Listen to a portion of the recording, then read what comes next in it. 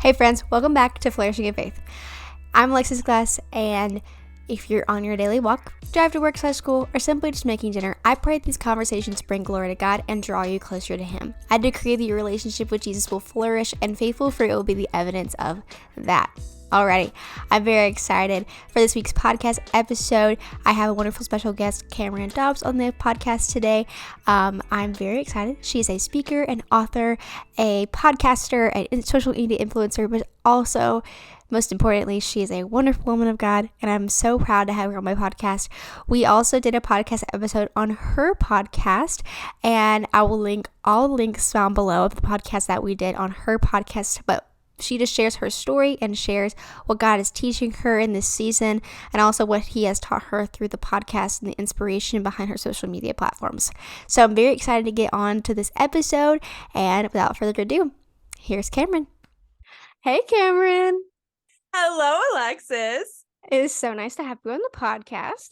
Friends, if you do not know Cameron is a podcast host, author, journalist, and speaker, and overall an incredible woman of God. And I'm so happy she's on this podcast today to encourage you guys and just to share her story. And we're so excited. So if you are just coming on, you don't know who Cameron is, we're going to introduce her in a second. But also, we did a podcast on her podcast, Play It Where Your Feet Are. Go to the podcast. If you have it after this podcast is over, go and check out the podcast episode that we did on her podcast as well. It will be linked in the show notes below. Cameron, introduce yourself to all of our friends here. Sure. Well, I'm so excited to be on. As Alexis just said, we just recorded the podcast that's dropping on my podcast. So you guys can go find it now. But I say that to say we are just having a good old time on this Thursday night because we are just talking about life and Jesus and trusting God in seasons. And it's been so fun so far.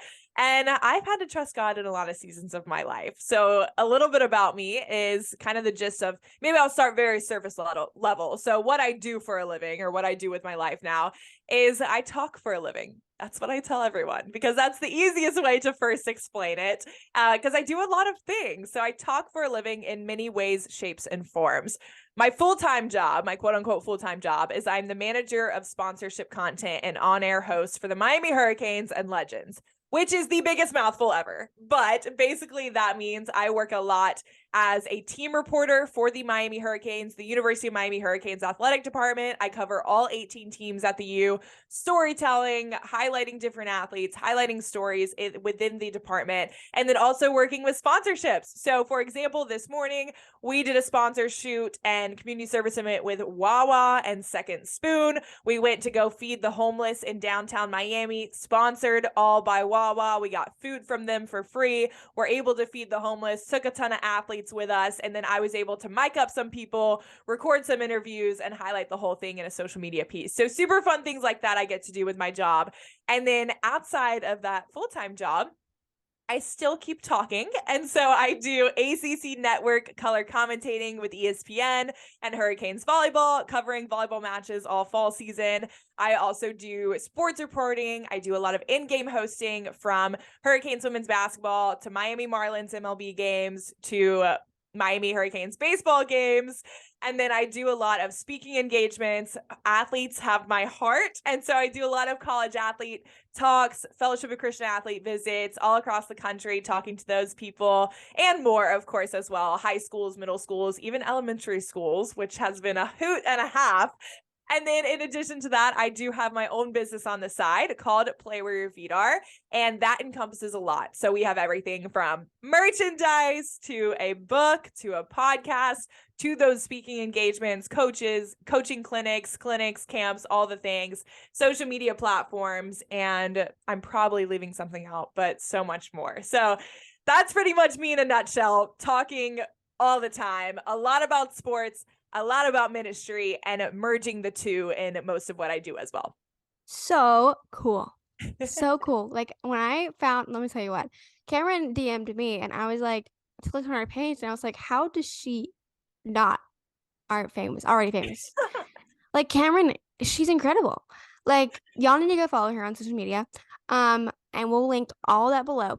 But she's incredible. And I do believe that God is using her platform, and even just the platform that she has with all of her speaking engagements to just spread Jesus' name, but also just bring positivity and bring joy into the places that, sports programs and sports, different things like that, and bringing the love of Jesus into those places. And God is just using her. I'm very excited for, where God's going to place you and where he's going to do for you. So I like to ask this for every guest that's come on the podcast. What is currently God teaching you in this season?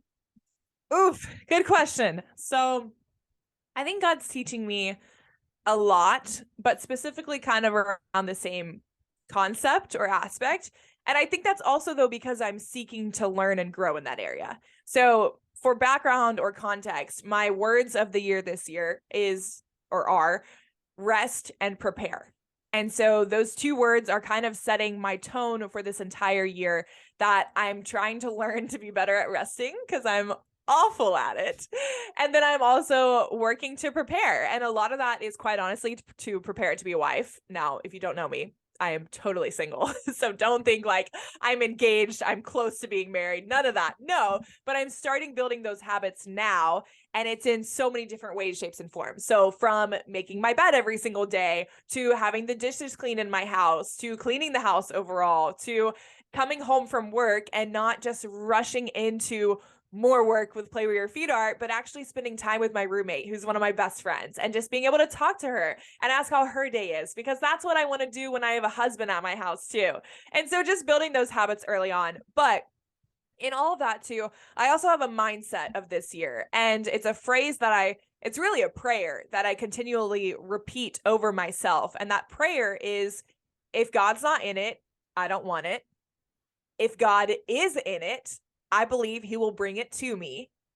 And if he's not bringing anything at the current moment, then I just need to steward what I already have, because that in and of itself is already an answered prayer. Wow. And so much of that is, I say that to myself on a daily basis. And the meaning or purpose behind that is because the word of the year that I actually am trying to get rid of in my life is pressure. I am trying to lose so much pressure this year. Pressure to feel like I should be somewhere else in my career. Pressure to feel like I should already be married. I should be having kids. Pressure to be in a different season, whatever it might be. Just pressure in my life. And so I'm trying to have this outlook this year of just to stop striving so much in a way. And I say this with a grain of salt almost. And I think if you know me, you know it's with a grain of salt, because I work so hard. I work my butt off day in and day out. I was a college athlete, a college coach. Like, I am taught from day one to grind, and that's good, but it's also good with balance. And that's where that rest comes in. That's where that prepare comes in. And that's where that losing the pressure comes in too. And so losing so much of thinking that I need to do everything on my own and trusting God through the process. I was at a wedding in December, and I was talking to a friend of mine. It was a big church wedding. It was someone at our church got married. So it's like all church people there, and it's the best thing ever. And so we're sitting at the table talking, and she's asking me about, my life and what I'm doing and just catching up. And she's like, do you ever sleep? Do you ever rest? Like any of this? And this clearly convicted me, because now one of my words of the year is rest. But she told me, she was like, can you imagine though what it's going to be like when it's you not just killing yourself and stretching yourself thin to have all these accomplishments, to have all these doors open, and God just opens them anyway? Like, can you imagine how it's going to feel when you're in a season of rest, yet he brings these opportunities? And I was like, shoot, that's really convicting, that it's just so much. It's all about God. And if God's not in it, I don't want it. And so I don't want to force myself into getting an opportunity or into being in a space that I shouldn't be in the first place, and just trusting him more in this season of my life that, hey, if he's not in it, I don't want it. And if he is in it, I believe he's going to bring it to me in some way, shape, or form. Not necessarily that he's going to plop it to me on a silver platter, but he's going to present the opportunity to me. Yes, I'm still going to work hard in the meantime.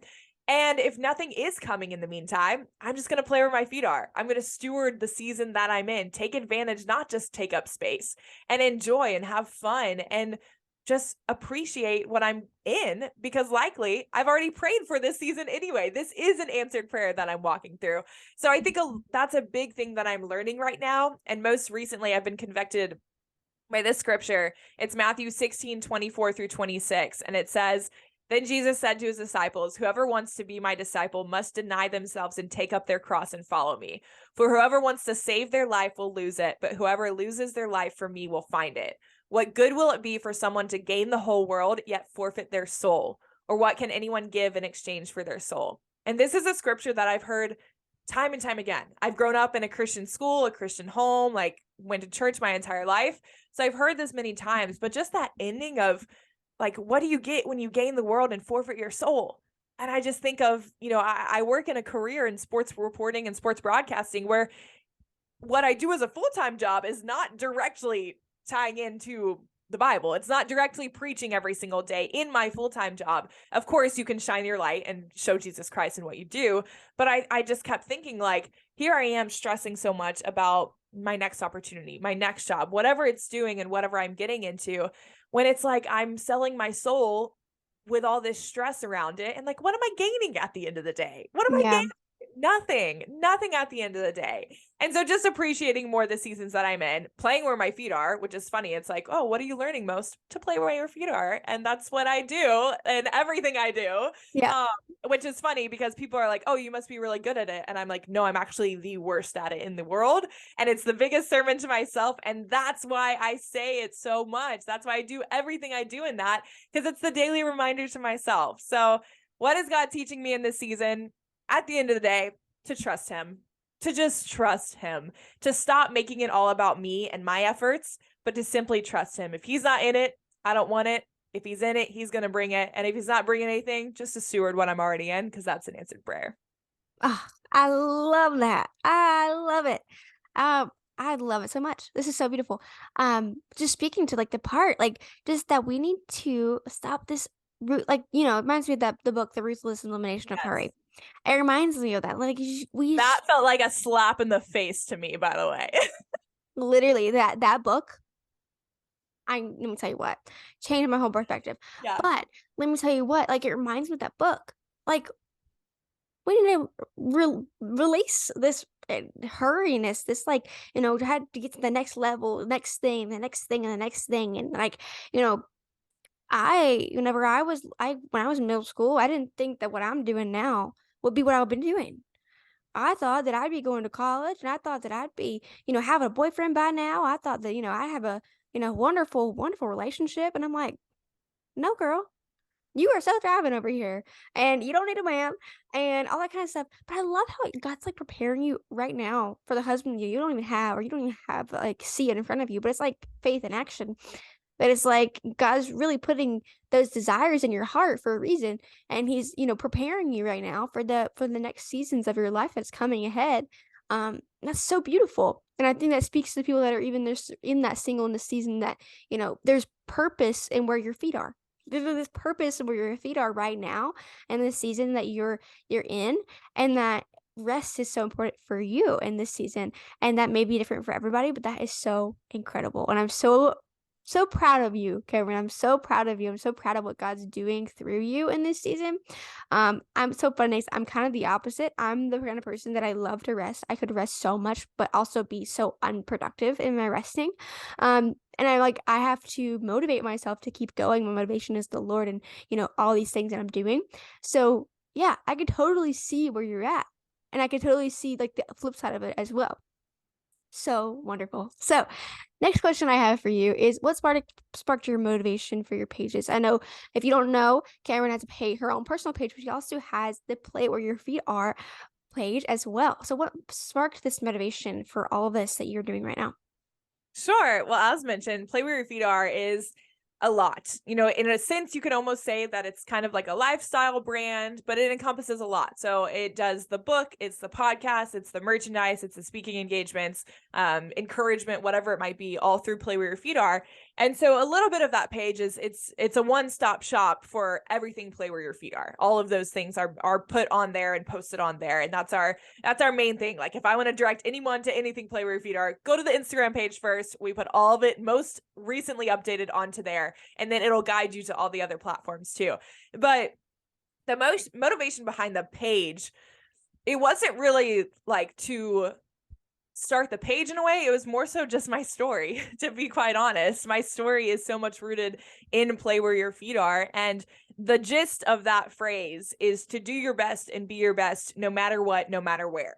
And to understand that you can live a life full of living amidst any and all circumstances. You can live your best life whether you are on the top of the mountain thriving or at the pit of the valley, just barely being able to crawl up. Either way. And also understanding on that note that any position you're in has impact and purpose. So if you're the CEO of this Fortune 500 company, you got impact and you got purpose in that position. But hey, if you are the youngest intern at that company getting everyone coffee, same thing goes. You still have purpose and impact. If you're a freshman versus a senior, whatever it might be, you have impact and purpose in every position that you're in. It's just so much intentionality that we must work with to make sure we're using it, to make sure we're taking advantage and not taking up space, to not waste today waiting for tomorrow. So that's what play where your feet are is. And for me, that came into play, fun word on playing on the words, LOL. But play where your feet are, that phrase quite literally came from my mother, and mother knows best. So for sure, my mom always grew up, or I always grew up with my parents, you know, dropping me off at tournaments, going to club practices, things like that as I was growing up as an athlete my entire life. And I played volleyball at the University of Miami in college. I also coached as well. So I have a big athletic background. My entire family is like all college athletes. It's just, I am a sports girl through and through. I love sports so much. And so I grew up going to all these practices very competitively and seriously from the time I was 12 years old. And so I would always be dropped off, and my parents were those parents that would give these parental pep talks in the car. They always had something to say, some little tidbit, some little motivational thing. And I was the type of person, an athlete though, that was like in the zone. Like I honestly didn't want to hear it. And I probably gave a little bit of attitude, a little too much, but I was just in the zone. I wanted to focus and I wanted to go do my job on the volleyball court. And so much of this would go in one ear and out the other for 8 years of my life playing club volleyball, hearing these speeches, until my life drastically changed on September 7th, 2019. And the story there, in short, is basically that I was the it girl and I had my life together and I had a plan. I was a captain and a starter on the Hurricanes volleyball team. I was living my best life on the court, off the court. I was top 10% of my class at the entire University of Miami. I had all A's my entire life, I had a 4.0 GPA at that point.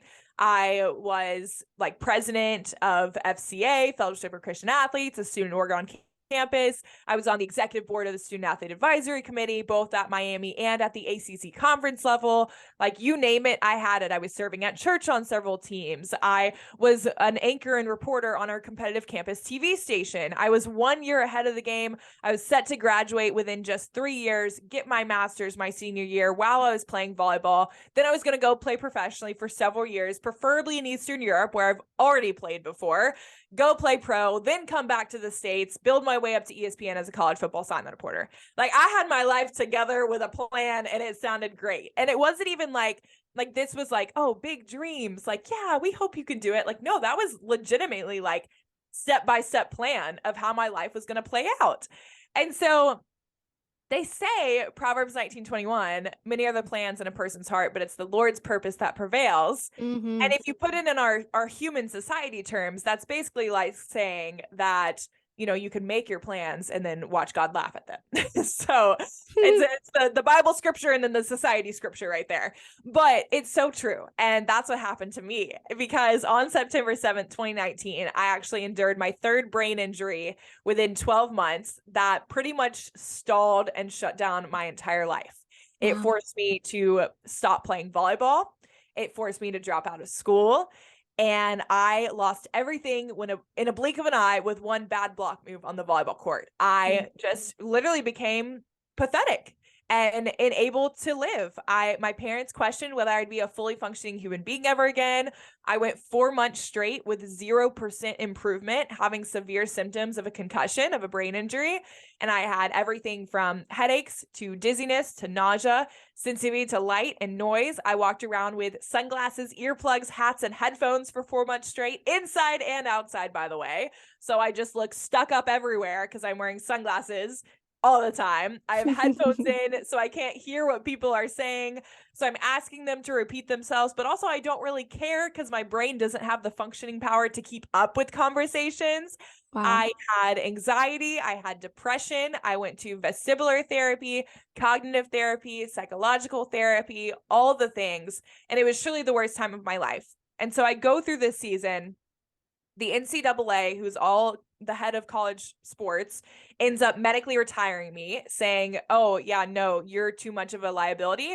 We're not going to let you play college sports again. So then I had to give up my career of playing professionally, and even just my career in college. I couldn't even finish that as a junior at the time, with a promising season ahead of me. And I just went through this huge identity crisis of wondering who am I without my sport? Who am I? Like Yeah. what is Cameron Dobbs if it's not the volleyball player? Because sure, I was successful in a lot of things, but I was also known as being an athlete. And so this was just this giant identity crisis that I faced. And through everything that I went through, all of a sudden, this phrase that my mom said once upon a time growing up of playing where your feet are came back into my mind. And I realized, okay, on these days, the arena that I'm playing in looks different. Yeah. In fact, I'm not even playing anymore, but I can still play where my feet are. So I look back on my career and I see, hey, if I'm a starter and a captain on the volleyball court, you bet your bottom dollar I'm going to do my best and be my best no matter what, no matter where. I'm going to be the best volleyball player on that court. I'm going to be trying to get ACC awards, trying to have the best stats, all the things. But hey, if I'm sitting left bench, not even playing on the court, I'm going to still play where my feet are. I'm going to be the loudest cheerleader on the sidelines. I'm going to hype up my teammates. I'm going to call out the other team. I'm going to be so obnoxious. Whatever I got to do, I'm going to do my best and be my best no matter what, no matter where. Hey, guess what? If I'm injured and my exercise is now trying to walk on a treadmill at 1 to 2 miles per hour, 3 times a week for 10 minutes a day, if and only if my headache and heart rates can stand it, then fine. That's what I'm going to do. I'm going to play where my feet are, do my best and be my best no matter what, no matter where. If I now am a coach for Hurricanes volleyball, which I jumped on coaching staff after I medically retired and coached 2 seasons for the Miami volleyball team, I'm going to do the same. I might not be playing, but I can still play where my feet are. And understanding that playing where your feet are is doing your best and being your best. But also understanding that your best one day might look different from your best another day. And there's a thing called grace for a reason. Because even if you just look at it as an athlete, like I might dumbbell bench press my max at 70 pounds one day, but the next day I'm going to be sore. I probably won't be able to lift 70 pounds the next day. I might hit 65. I might hit 60. Who knows? But that's okay. It's still my best. You know, if one day my best when I'm having my severe concussion is just simply getting out of bed and walking and brushing my teeth and getting back in bed without having severe symptoms, without feeling like I'm going to faint, that's a win. Yeah. That's playing where my feet are. And so much of my life has revolved around that. And that kind of merged into play where your feet are being something. And from there, you know, I started being a guest on podcasts, telling my story. The first time it actually ever came up, I wasn't even asked about anything really. I think I literally ended the podcast with a guy saying like, you know what, you didn't ask for it, but I'm going to give you my best advice. And my best advice is to play where your feet are. And all of a sudden he was like, that's great. Like I'm writing that down. Like we're calling the podcast this. And I said it at the end of the podcast. Like it wasn't even related to really this whole gist. And so from there, it kind of exploded and people just, it was the snowball effect of someone else hearing that podcast, me hopping on theirs, and time after time again.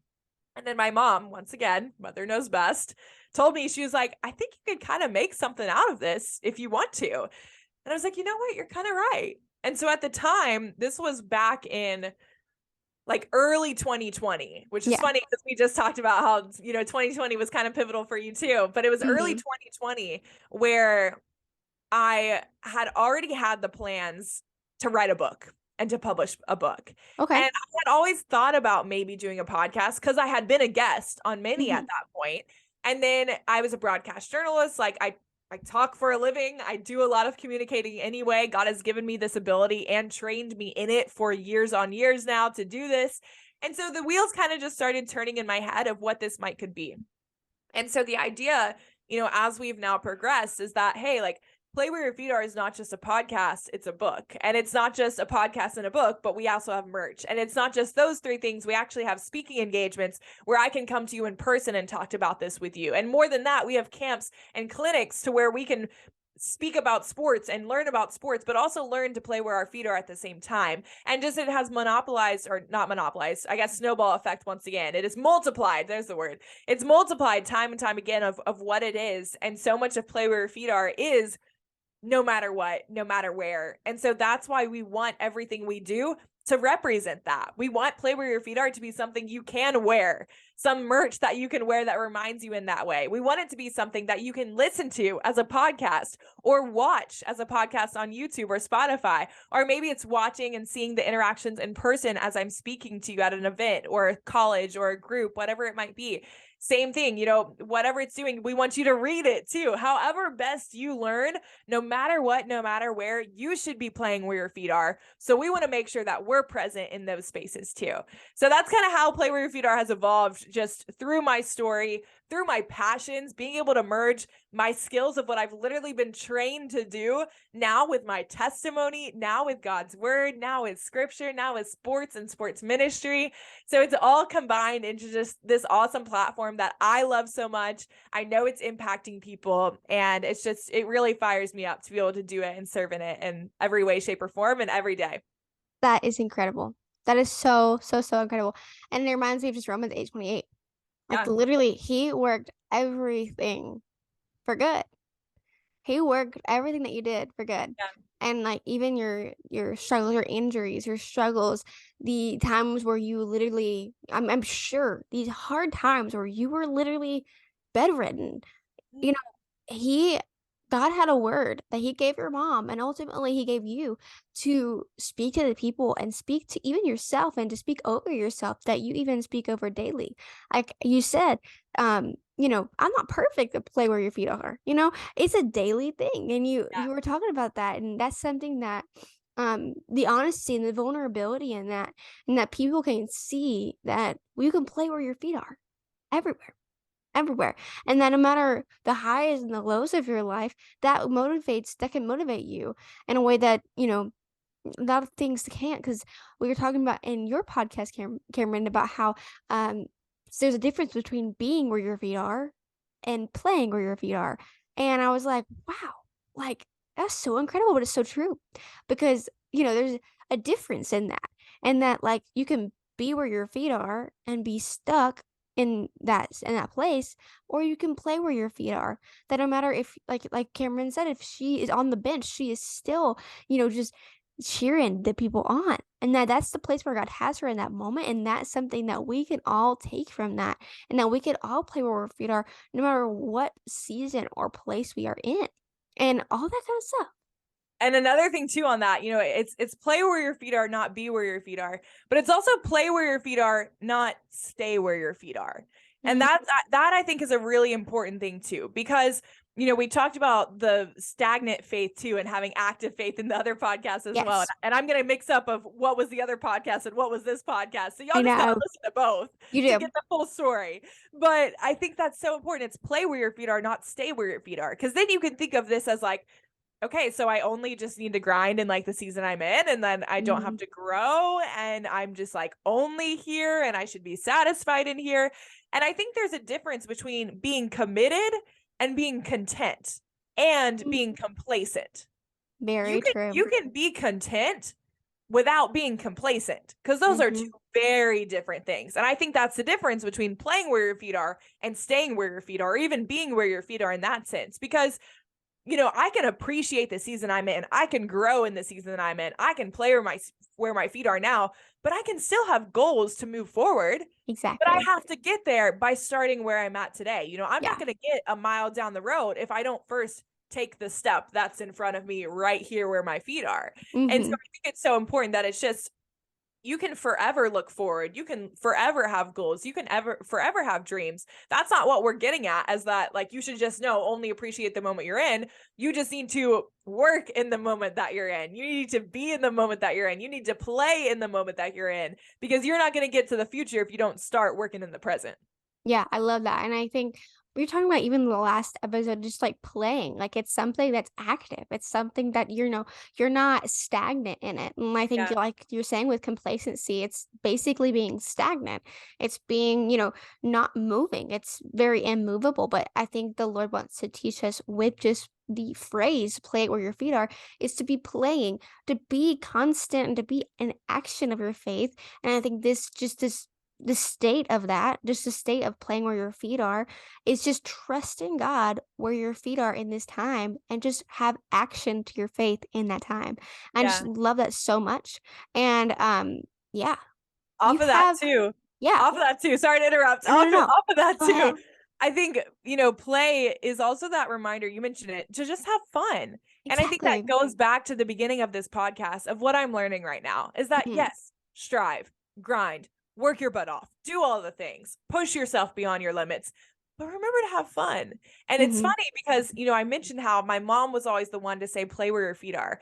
Well, after these parental pep talks in the car, right before I would get out, my dad would always end the conversation just saying, and remember to have fun. And my dad, like, that's just his personality. Like, my mom's in my family, to me at least, my mom is like the hardcore, like, she's gonna really, really, really push me. My dad is too, but my dad, I feel like my mom's a little more tough love and my dad's a little more love. And so I love you, mother, if you're listening to this. Please don't take that the wrong way. But it's true. Like, I Mhm. think that's because my mom and I are so similar in Yeah. how we just work and live and everything. So we really push each other in that aspect. We're also business partners in this. And so my dad, though, has always been the one to just end that with saying, and remember to have fun and have fun. And I think that's what that play reminds me of, that as much as that play is the perform, the push yourself, the play as an athlete plays, it's also the play that the child plays on the playground. And just to remind Yeah. myself at the end of the day that each word of that phrase is so intentional. Oh, it It's really is. play. It's play where your feet are. So play, that word, it's also where your feet are, not your friends, not your neighbors, not Alexis's, no, mine, Cameron Dobbs. And then it's where, so wherever, no matter what, no matter where. And every single word of that has become so intentional in my life. And it's almost like you can see on my necklace, I have PWYFA, same thing on my bracelet too. But it's like every day, it's like, all right, what word am I going to focus on today? Like, where am I going to be convicted? Do I need to have more fun today? Do I need to not compare myself to others? Do I need to realize that any position I'm in has impact and purpose, focusing on the location, the where part of it all? But it's just really cool. And it's awesome to see the grind of it all, but then also have that subtle reminder of being like, hey, but make sure you're having fun. Like, live your best Yeah. life. It's living a life full of living. Like, Yeah. God came to this earth for us to live a life full of living, to have an abundant life, not to be stressed, not to be exhausted. Exhaustion should not be our baseline. Burnt out should not be our baseline. It's like the ruthless elimination of hurry, as we've mentioned. Like, that's not what we're taught to do. We're taught to have an abundant life, and that's through Jesus Christ. Exactly. Abundance. Abundance was literally my word of the year in 2020. Love. Wow. Isn't that crazy? 2020 is just coming up today. I know, really has. But that was my word of the year in 2020. And abundance is something that is so near and dear to my heart because abundance is not out of strife. Yeah. It's not out of just so oh, I gotta work my butt off to get this done and to make this time frame or be famous or to do all these things or to get people to see me or like me or to follow my platform. It's not about that. And I think the play where your feet are in that is very the abundance in that follows that and that will follow all these things, the abundant life that Jesus has give us. It's not out of striving, but it's out of the abundance of the love that God has for you and for me to give us this abundant life and this life abundantly. And even in the word abundant, there is dance. Yeah. And the word abundance. It's dance. It's fun. It's it's exciting. So I love that. That's so cool. Anyway, I could talk about abundance for the whole podcast, but you have a book. And as a, aspiring artist, author one day, I'd love to be an author one day. What you said you wanted to be an author before you were even, play where your feet are even became. So what really inspired you to be an author? What was something that really sparked that inspiration in you? I think I always wanted to be an author or publish a book or just write a lot in general. I am a broadcast journalist, so of course a lot of that is talking, but then I also got my master's in journalism. So I've been writing for many, many years now in some aspect, whether it's short form, long form, broadcast, whatever it might be.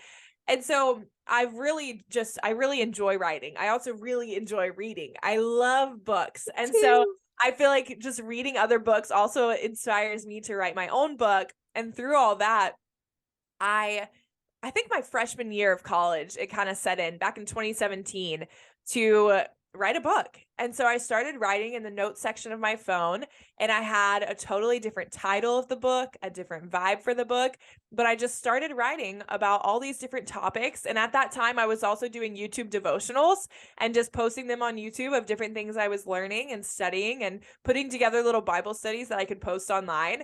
And I just turned those into chapters. And throughout time, I literally, in the notes section of my phone, I had it all organized. I wrote it all down. And then my life flipped upside down when I had 3 brain injuries. And because my life changed so heavily, I was like, oh, well, the book has to change heavily too. And through that, obviously my testimony is going to be inserted into it. But then I realized as everything, even just behind the scenes, started building with Play Where Your Feet Are, just in conversations with my mom and I looked back at what I had written and I realized Play Where Your Feet Are goes with everything that I've already written. Like I looked at the confidence chapter. I looked at the vulnerability chapter. I looked at the sacrifice chapter. I looked at testimony chapters. I looked at everything I'd already written, relationships. And I was like, Play Where Your Feet Are literally relates to all of this. Wow. And so let's just make this Play Where Your Feet Are. So from then on, I started reworking it and going back through the chapters, inserting Play Where Your Feet Are into the message of the chapter, into the message of the book, obviously made it the title of the book, and just went from there. I nailed out everything in the notes section of my phone before then converting it into a ginormous Google Doc, just literally sending those notes like via email to my Gmail and then copy and pasting into a Google Doc, making the book. And then from there, I edited that. And then I physically wrote it all out to see it and read it in a different way, just so my brain would almost process it differently. And then after editing through hand, then I just went back to typing. I retapped everything I had written and then made it official. My mom got first eyes on it. She read through it all. We spent 4+ hours on every single chapter, grinding through, editing, went eventually from there to many editors. Actually, our first round was actually to a lot of different editors, of whether it was a pastor or a preacher or a journalist professor or a sports reporter, just different eyes who communicate for a living, to be put on this word. And then continued editing from there, did a big rerun of edits. My life shifted once again. I got a 4th concussion, testimony changed again, added to the testimony, rewrote a chapter of the book, changed the order of the book, which was a huge process because now I have things in chapter 3 that I mentioned, but now that chapter is chapter 14 and it's not even mentioned, and it was just chaos. So then I had to rewrite a lot of that, which one thing I learned through that process was the delay is so deliberate, and that every single time I thought, oh, this is going to be published this month or this season or this fall or whatever, it was delayed so greatly, but it was so deliberate. And I thank God every day that I didn't publish when I thought I would, that I published almost a year after, because I had learned a lot more. I rewrote chapters. I got different perspectives, and it became so much greater than it ever would have been if I would have published on my own time, because it would have never reached its potential. It would have been a great book nonetheless, but it would have never reached its potential. So finally in November 2022, this past fall, it was published and it's out there for the world to see. You can find it on Amazon, my website, all the things. But it's been a really crazy process of just publishing, because that's new. I never published a book before, and just everything from it has been incredible, from the aftermath of hearing feedback to the doors it has opened for me to just be able to continue to tell my story, to present the book to different people who might not have ever heard my story, friends sharing the book with friends, whatever it might be. So it's been really cool. I'm already working on book number 2. It's going to come out within 3 years. So we're excited. We're looking ahead, but I'm definitely still not basking in the glory, but playing where my feet are and appreciating just this still book number 1, because it's been pretty special. That is amazing. I mean, the process behind it. Like, it wasn't just like an instant, like, this is something that I have done in a month and woohoo, it came out. Like, no, these things take time. It starts as a desire. It starts as something that you desire to do, something that you just starts as an abundance of your heart that you talking about devotional, something that you have passion about talking about, and then you can just translate it into writing. And it's all accumulated over years and years and years. That started in 2017 and now we're in 2023. Like, whoa, first of all, and praise God. Amen. And one thing that my church down here, Metro Life Church here in Miami, always preaches on is seed, time, and harvest. And so often we want the seed time, harvest, but it's not always like that. Sometimes it is 1,000%. Sometimes it is, but a lot of times it's the seed, time, and time and time and time. And then the harvest. And it's trusting that. It's playing where your feet are in the waiting seasons, knowing that the waiting season is not a wasted season, that you can still take advantage of that time too. And it's not wasted. Don't waste today waiting for tomorrow. Don't waste the days leading up to publication. Don't waste the days leading up to graduation. Don't waste the days leading up to your next goal, your dream job, whatever it might be in. Treat those seasons as the training season, not the off season. Because the off season in sports is the hardest season. That's where you're killing yourself in training. The off season, you might not have any harvest. You might not have any reward. You're not playing a single match at all. Like, you don't have any output to see your performance, but you're training so hard, knowing that the harvest is coming. So just knowing that it might take time. It might take years, it might take months, it might take days, it might take hours, it might take seconds, who knows? But just trusting God through every single bit of it, because it's going to produce a harvest. Like, don't grow weary in the waiting, keep doing the work of God, and you will reap a harvest once upon a time, one day. That's wonderful. That is so wonderful. So I asked this question for everybody around me that comes in the podcast, but what's some practical advice for friends that are wanting to grow in their relationship with God? I'm going to be very cliche here and say, play where your feet are, because it is my advice to everything. And I'm going to prove that it can relate to everything, because I think that so often you think of, relationship with God. What does that look like? Well, I'm going to think of someone I saw on social media and what their relationship looks like. Or I'm going to look at someone I really admire and their relationship with God looks like, or my pastor's relationship, or my friend's relationship. And I want that. And that's a genuine desire to have. But at the same time, I think you got to play where your feet are.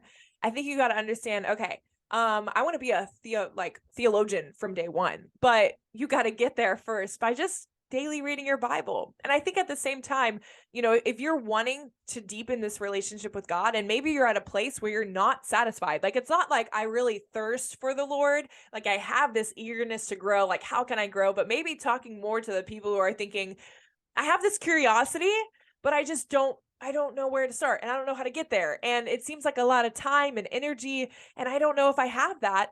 Simply my encouragement is to play where your feet are. Read 1 chapter a day. Read the Bible verse of the day. Whatever it is, wherever you got to start, devotional, or it's reading 10 books. Whatever it is for you, start by playing where your feet are. I think habits are so important to build. That's what a lot of this year for me is in preparing, is building habits. And it's just slowly but surely. It was starting in August to make my bed every single day. And here I have, since August, I haven't missed one single day of making my bed. And it's just like that. Praise God. Amen to that. We love a clean bed. Yes. But it's seriously true. Like, it's just building habits. And it takes, I think, like, psychologically 21 days to build a habit. So in a row. And so it's just building one step at a time, brick by brick, day by day. My mom always says, once again, my mother knows best. She always says, how do you eat an elephant? And the answer is one bite at a time.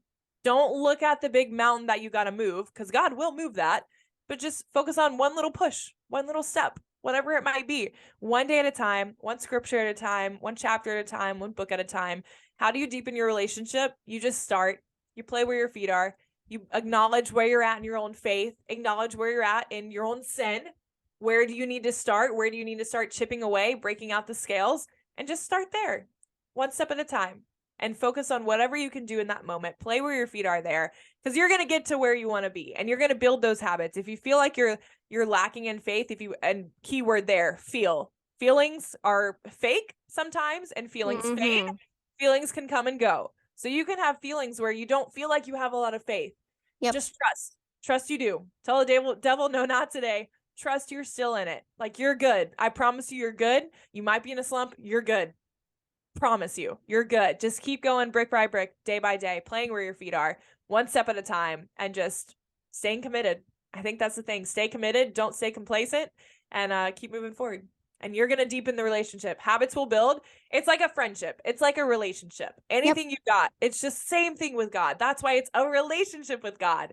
Same thing. You gotta learn him more. You gotta talk to him more. Your first coffee date with God might be 4 hours, but it might be an awkward 30 minutes. And that's okay. Date number 2 is going to be better. Date number 3 is going to be better. You're going to go outside of just the coffee shop. You're going to go now into different scenarios, different arenas. You're going to go to church nights. You're going to go serve in communities. You're going to bring your faith to your workplace. And once it starts moving around, he's introduced to your friends. It's amazing. And that's a relationship there. And it's the same thing with God. So just treat it like a real relationship, play where your feet are, and trust it, because it's going to be great. Have that eagerness and run after it. I love that. I love how, like, you can put, like, I guess this is just your journalism background, but, like, literally you can have one word and talk about, like, all of these different things with that one word, bringing everybody back into, like, you're just really good at your job. Like, honestly. I appreciate that. I'm glad. So cool. So, friends, I just wanted to let you know that you can find Cameron on everything in the show notes. Go down there and look at everything that you can find Cameron on. You can buy her merch. You can talk about her podcast, listen to her talk even more, because I love to listen to her talk. It's just so much fun to me. So you can listen to her talk and also listen to the podcast that we did on her podcast, Play Where Your Feet Are. Very excited. Thank you for coming on the podcast today, and I'm very, very, very happy that you were on. Of course. Thanks, girly. And friends, it was wonderful to talk with you guys too. Alrighty. Bye, y'all.